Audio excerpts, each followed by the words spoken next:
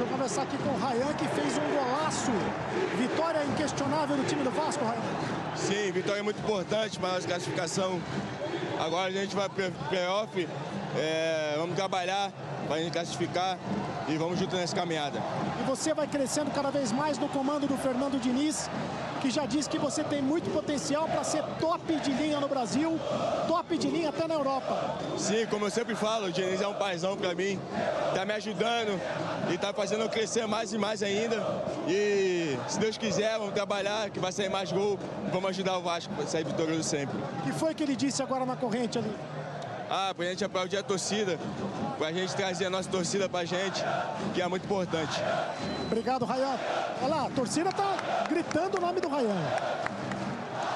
Merecidamente, né? Um dos caras do jogo fez o gol que abriu o caminho para a vitória do Vasco. Você está revendo a bela jogada. A assistência do Coutinho, a tabela do Ryan. Ele faz 1-2, chama a responsabilidade, cria da base forte e dá uma chapada na bochecha da rede. Vamos lá, Sereto. Deixa eu conversar aqui com o Paulo Henrique. Tomamos... O Verratti jogou água. Esse velho. Como é que... Esse velho, idoso. O Verratti não tá deixando eu te entrevistar. Agora, que jogo do Vasco hoje, hein, Paulo Henrique? Cara, a equipe toda de parabéns. Eu acho que a gente vem numa crescente, já mostramos, principalmente no jogo contra o Fortaleza, a característica, o empenho, o que nossa equipe pode produzir durante o ano. E hoje é mais um jogo para coroar a grande atuação, a dedicação de todos. Então, um resultado muito importante, a classificação agora para os playoffs. Acho que mérito muito da nossa equipe que vem trabalhando, que vem se dedicando durante esses dias de trabalho. Queria que você falasse do trabalho dos dois laterais, né? Porque houve no primeiro tempo, principalmente, você subia pela lateral direita e o Piton pela lateral esquerda, os dois ao mesmo tempo. O teu gol saiu desse jeito. Sim, o professor vem trabalhando bastante isso, dando liberdade para nós laterais, enquanto um está finalizando a jogada de um lado. Cara, filma isso aqui. Para com isso.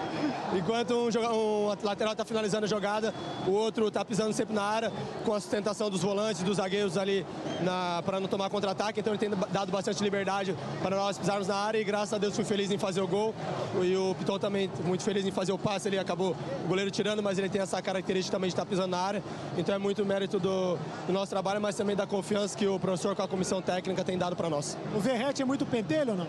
Nossa, meu Deus do céu, isso é muito velho, cara, incomoda demais. Meu Deus do céu, daqui mais 6 meses ele vai aposentar, não dá, 52 anos já deu de jogar já, tá muito velho.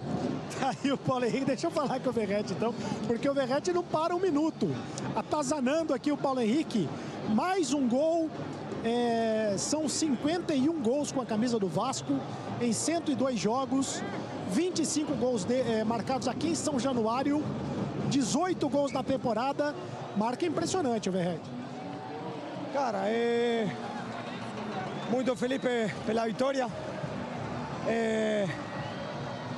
muito feliz por mi presente também aqui no clube, por lo que estou fazendo, mas parece que nunca alcança, sempre tem que entregar mais, eu gosto para caralho disso, que a torcida me exija mais, mas estamos por buen caminho. Clasificamos na Copa do Brasil, agora na Sul-Americana. Agora a gente tem que ganhar o próximo jogo no Brasileiro para ir tranquilo a esses 10 dias de descanso e voltar para fazer uma segunda parte do ano muito boa. E o que mais impressiona no teu futebol é que você não precisa mais do que um toque para fazer gol. É isso mesmo? Você se concentra para fazer gol num toque só? Cara, sim, eu trato de sempre terminar da melhor maneira. Hoje tive no segundo tempo um lance que aí não puedo errar, quedou para minha perna hábil, chutei muito cruzado. Mas faz parte de mi jogo, de mi trabalho. Mas sempre quero mais. A gente não se conforma com isso. Estamos em um time muito grande e seria muito lindo conquistar uma taça. A gente está trabalhando para isso. E se seguimos por este caminho, acho que vai dar certo. Você está se encaixando bem nesse esquema do Diniz? Cara, eu não faço nada diferente do que venía fazendo. Tento de assegurar os centrales, de fazer um jogo associado quando de mitad de cancha hacia adelante, passar a linha quando a gente perde a bola, coisa muito simples que pide o treinador. E todo mundo está encaixando a pouco. Acho que se seguimos desta maneira, não tem como não dar certo. Obrigado, Verratti, artilheiro do Vasco. Azan. Grande trabalho de reportagem do Cereto, ouvindo os personagens do jogo. E aí a brincadeira, a resenha, né? O Verratti, 36 anos, um garoto fazendo essa brincadeira com o Paulo Henrique, o que mostra o ótimo ambiente desse elenco do Vasco. O Paulo Henrique brincou, né? Esse velho tá brincando, evidentemente, enquanto a gente tá revendo os gols aí. O Verratti, o matador que você destacava de só um toque na bola, PVC. 18 gols, são 10 com chutes, mas todos de um toque só. São 5 de cabeça, são 3 de pênalti. Mas sempre uma tacada. Impressionante. Impressionante. O Verratti fazendo o gol dele, o Pirata cravou mais um. Paulo Henrique, Rayan, Verratti. Os nomes dos gols do Vasco. Tá só começando o nosso pós-jogo, tá? Muito bem, estamos de volta com esse pós-jogo, pós-jogão. Vasco 3, Melgar 0. Vasco no segundo tempo segurou, mas eu diria que o Vasco foi avassalador, avascalador, fez o dever de casa, no primeiro tempo já garantiu 3-0, porque sabia que era um jogo decisão. Era um jogo para definir a ida para os playoffs. E o melhor de tudo, não tomou um susto igual no jogo de ida contra o Melgar, conseguiu manter o resultado 3-0. Vamos dar uma olhadinha nos melhores momentos para a gente comentar um pouquinho mais.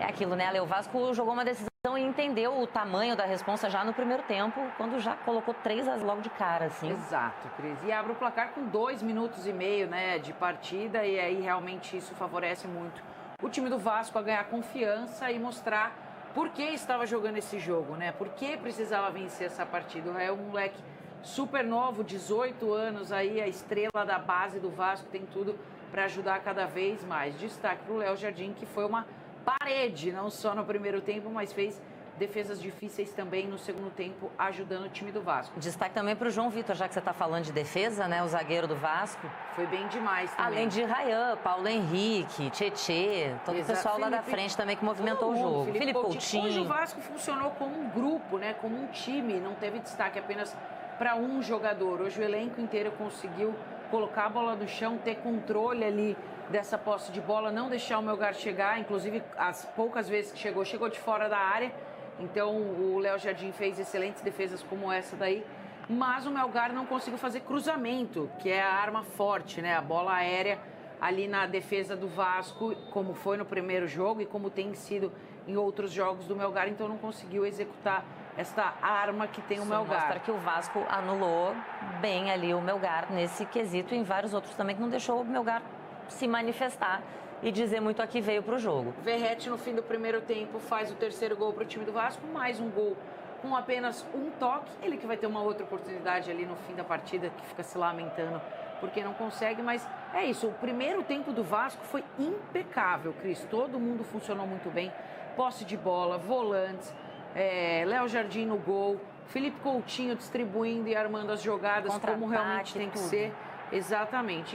E esse time conseguiu jogar com a cara do Diniz. O Diniz gosta, essa bola que eu falei do Verratti, que ele tentou chutar, depois se arrependeu, ficou mais triste, né? Dava para ter cruzado, enfim. Agora um detalhe que no início do segundo tempo o Vasco começou meio desligado, aí deu aquela acordada e já entrou no ritmo de jogo de novo. É isso, o time do Vasco costumava, né, cair muito de rendimento no final do segundo tempo, não à toa, todo final do segundo tempo estava levando gol e isso não aconteceu. Conseguiu manter a postura ali, né?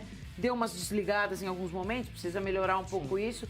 Mas é isso, o Vasco passa, né, para os playoffs de uma maneira muito bem, com muita confiança, né? O Diniz com os jogadores com o Diniz, com a torcida principalmente. Tem 2 jogos antes da pausa do Mundial, que é ali para dar uma aliviada no brasileiro. E aí, com a pausa, o trabalho do Fernando Diniz precisa de tempo, precisa encaixar.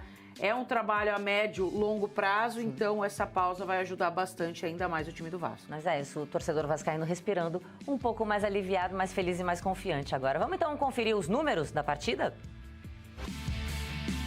Aí os números do jogo que sempre nos dão aquele raio-x de como foi, porque os números não mentem. Tá aí, passe de bola, 58% do Vasco, chutes a gol, 9 do Vasco contra 6 do Melgar, escanteios 8 para o Melgar, faltas 12-12, cartões amarelos também 2-2 e nenhum cartão vermelho para ninguém. Muito bem. A gente vê que a posse de bola também no primeiro tempo foi maior para o Vasco, né? O Vasco ele foi mais certeiro nos 45. Mais assertivo. Exatamente, nos 45 primeiros minutos, porque deu 3 chutes a gol e fez 3 gols. agora teve 9, né, possibilidades e não conseguiu converter nenhuma vez. Mas é isso, o que importa é que o time do Vasco consegue alcançar o objetivo, que era continuar vivo na Sul-Americana, que é um campeonato que faz muita diferença para o time do Vasco ganhar confiança e continuar vivo na competição, sem abrir mão do brasileiro. Então o caminho do Vasco agora é acertar a casinha, esses 2 jogos muito importantes antes da pausa. Durante a pausa, acertar ainda mais o time para voltar com tudo pro segundo semestre, digamos assim. É isso aí. A gente viu que no segundo tempo voltou mais recuado, mas o que importa é que manteve o placar 3-0, não tomou gol, não teve surpresas desagradáveis e passou aí para a próxima fase da Sul-Americana. Muito bem, né? Então vamos mais uma vez com a nossa equipe de transmissão no estádio São Januário. Meninos, Marcelo Razan, chat, gostaram do que viram? Gostaram, né?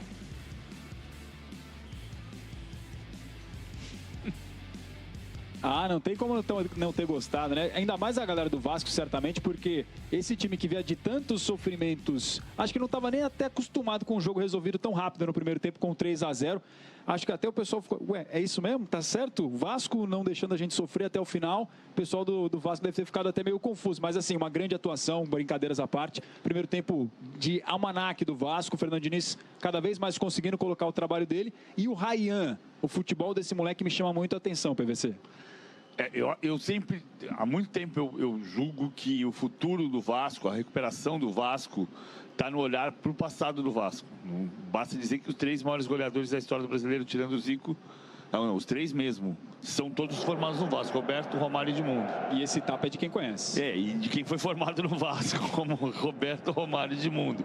Aí tem um defeito no primeiro tempo, que é a permissão para o Melgar bater de fora da área, e tem uma qualidade que é o seu goleiro, o Léo Jardim. E é o goleiro do time grande que aparece nessas bolas. É um goleiro que disputa a posição, podia ser o 3º goleiro da seleção no lugar do Hugo Souza. Eu não acho que o Hugo Souza não seja goleiro de seleção, mas acho que o Léo Jardim poderia ser esse goleiro. Logo depois vem, só o Cáceres tirou a assistência do Piton, né? Porque o Cáceres joga para trás e o Paulo Henrique chega para mim. O Paulo Henrique foi jogador da partida. Seria o 7º passe para gol do Piton, que é o principal garçom do time na temporada, e aí uma outra defesaça do Léo Jardim. Exatamente. E o Vasco tinha alguns problemas na saída de jogo, o fato de ter a posse de bola mais no campo de defesa do que no campo de ataque. Eu fiz um levantamento por amostragem, não é certeiro, não é definitivo, mas o fato de o Vasco ter errado 58% dos passes no campo de defesa recolocava o Melgar algumas vezes em condição de ameaçar. Se fosse contra o adversário mais forte, isso poderia ter virado um problema. Tudo isso de um time que está começando a se montar. É o 5º jogo com o Fernando Diniz. É um reinício de trabalho, mesmo na metade do ano. Então, falando do Vasco, que pode pensar em fazer uma campanha boa no Campeonato Brasileiro. No ano passado chegou à 8ª posição, terminou em 10º, disputou vaga na Libertadores e foi semifinalista da Copa do Brasil. Então ele pode pensar em crescer no seu desempenho e a partir daí pensar em ser campeão da Sul-Americana, pensar na Copa do Brasil, em fazer grande participação no Brasileirão e classificar para a Libertadores. Parece distante por causa do que aconteceu nos últimos meses com o Vasco. Mas os primeiros meses do ano passado também não eram bons e o Vasco acabou fazendo uma campanha digna. É o que precisa acontecer. O Rayan é um talento e o Vasco vai, claro, montar o time de hoje com experiência. O Jair foi importante, entre 30 anos, o Jair é mais jogador que o Matheus Carvalho. Pode ser mais jogador do que o Hugo Moura. Pode dar mais qualidade de passe, claro que se o Jair for o que ele foi em outro momento da carreira dele. Hoje jogou bem, hoje o Tietchan jogou bem, hoje o Paulo Henrique jogou bem, o Verratti é sempre muito importante, sempre referência na área, prende os zagueiros.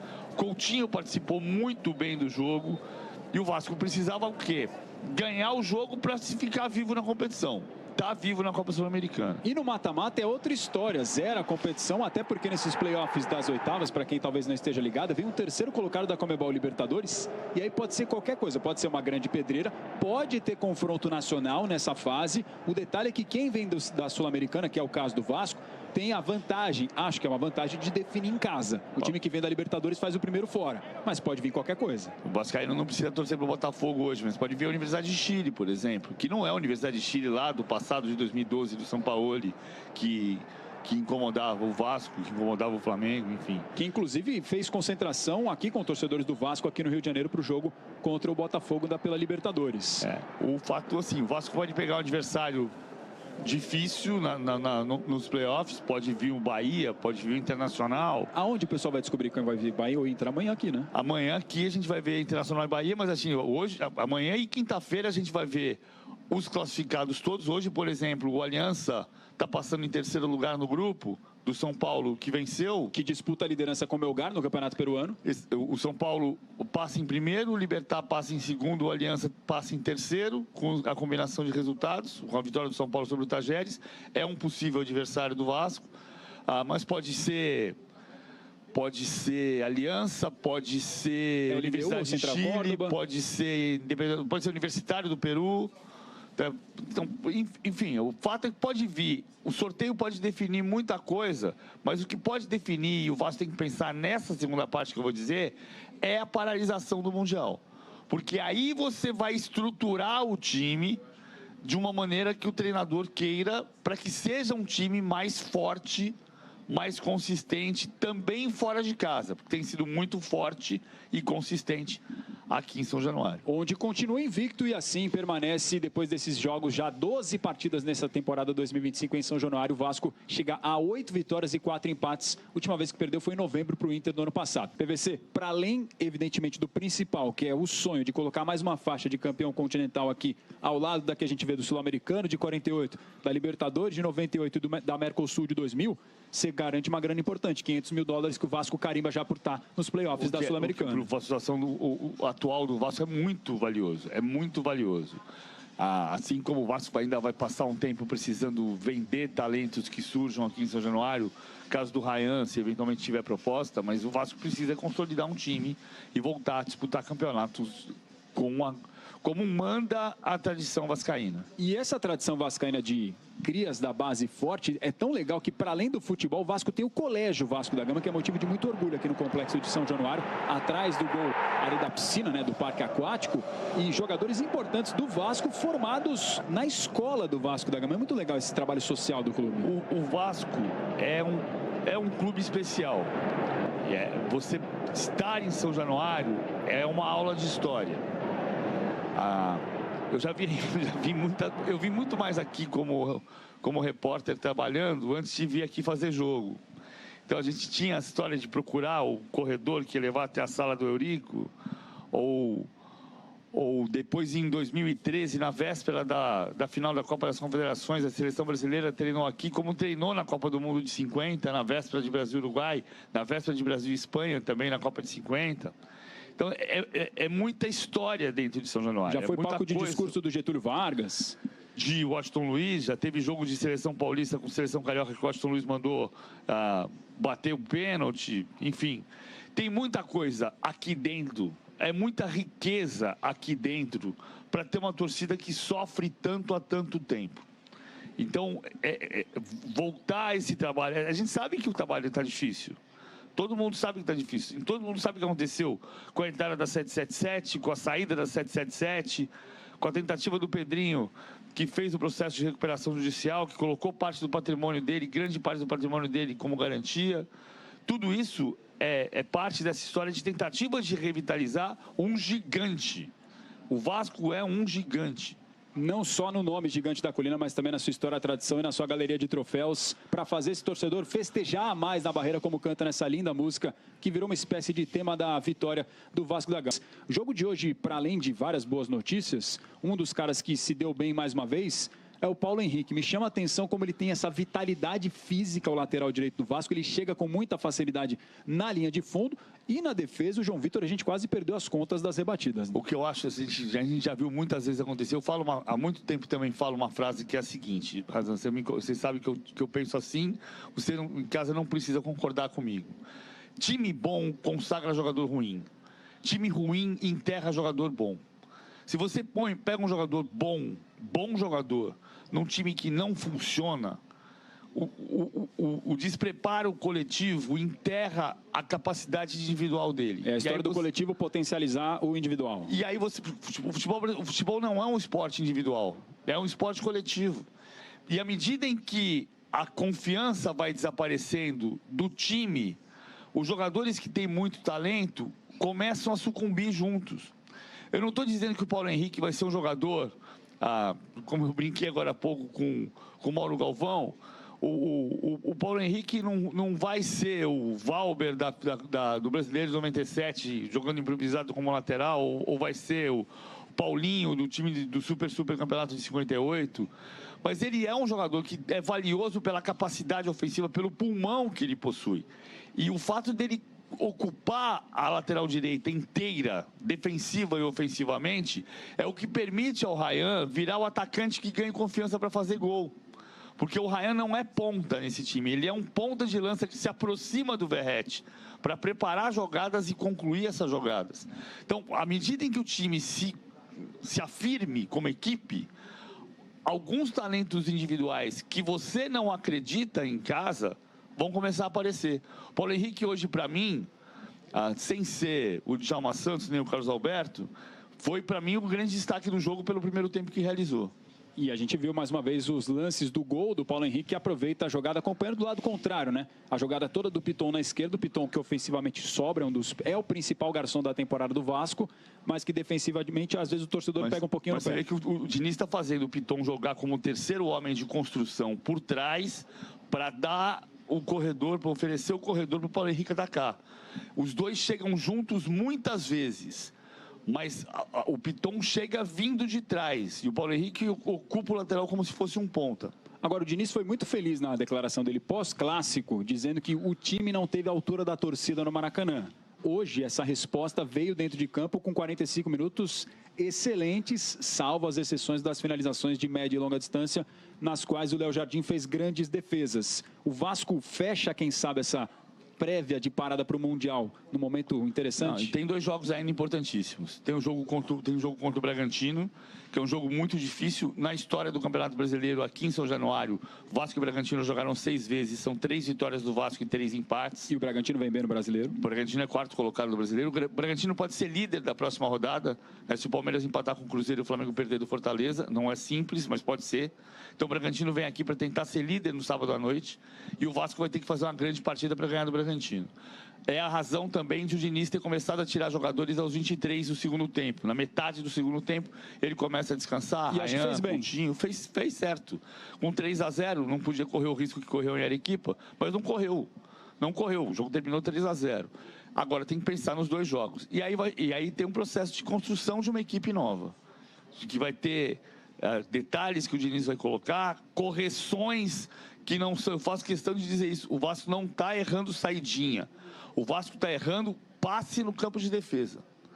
E errou saída de bola curta em jogos anteriores, como, por exemplo, contra o Puerto Cabello. E quando pegou um rival um pouquinho melhor tecnicamente, foi punido por isso. Exato. Então não é um defeito que o Diniz trouxe para o time. É um defeito que existia no time, que o Diniz pode melhorar a saída de jogo que ele gosta, que a gente sabe que ele gosta, mas independentemente dele gostar dessa saída ou não, é correção para fazer.